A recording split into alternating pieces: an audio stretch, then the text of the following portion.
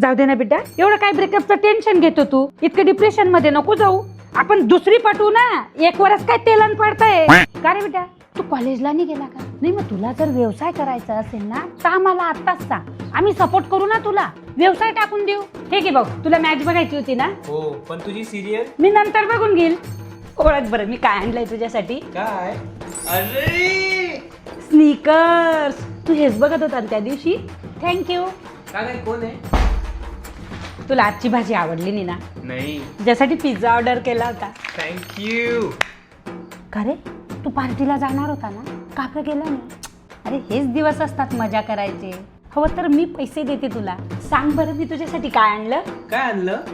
अरे ते खराब झालं होतं ना? हा हे लेटेस्ट आहे.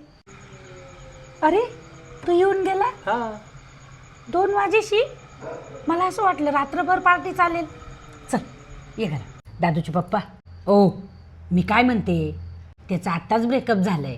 तो नुसता डिप्रेशन मध्ये राहतो. त्याचे आणि त्याच्या मित्रांचे गोव्याचे तिकीट करून द्या. तो मूव ऑन तरी होऊन जाईल. दादू, ए दादू, का रे दादू, उठणार आहे? इतका काय आळशी आहे तू? का देऊ दन का?